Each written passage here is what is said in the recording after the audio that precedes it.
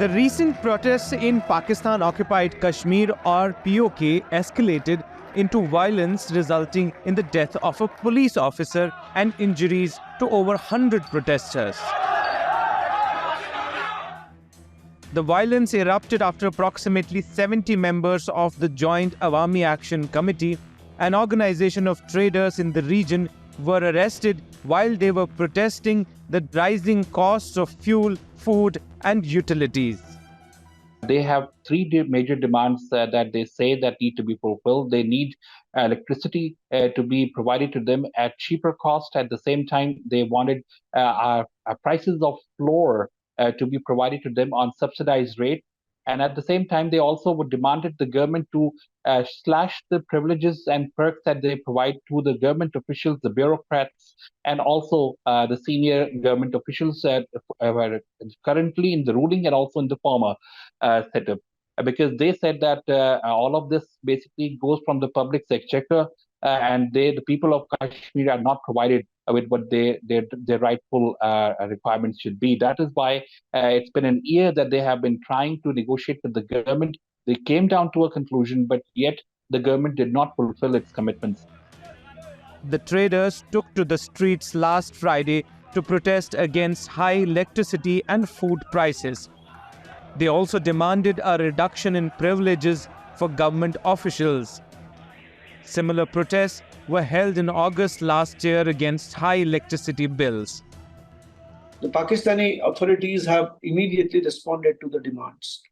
The Pakistani state has already made an allocation of 23 billion Pakistan rupees to provide them with subsidies on wet, and also they have scaled down the prices of electricity, cost of electricity. In fact, earlier the electricity prices were higher, but now it is lower. In between, there were demands from the people that it should be free electricity. The state said no, we will be providing with electricity got not only from Nilam Jhanam but also from Kohala. There are two power projects, and they said that at least production cost should be levied on the people. The people said no, even you cannot do that. You have to bring it down substantially.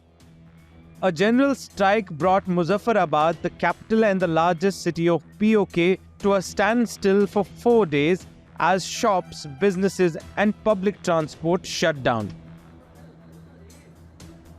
On Sunday, paramilitary forces were called in to secure government buildings, including the Legislative Assembly and the courts. The protests, unprecedented in scale, succeeded in prompting the government to meet the demands of the people, making a significant victory for public activism in the region. One thing has happened is that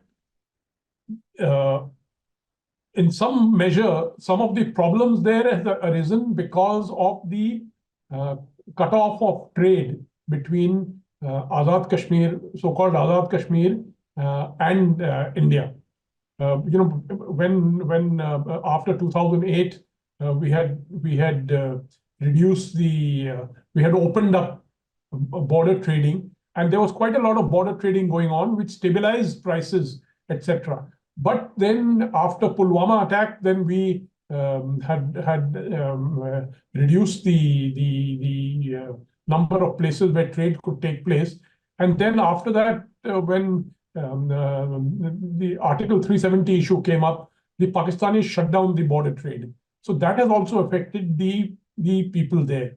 But beyond that, India doesn't really come into the picture. Meaning, if border trade was open, it would certainly benefit people in Pakistan-occupied Kashmir. It was benefiting them. Their prices would be lower, and they would be making some money because of the trade. But as of now, there is no trade. So as I said, India in that sense is not a factor. Pakistan's Prime Minister Shehbaz Sharif has approved $82.6 million package to provide subsidies on floor and electricity prices following the protests.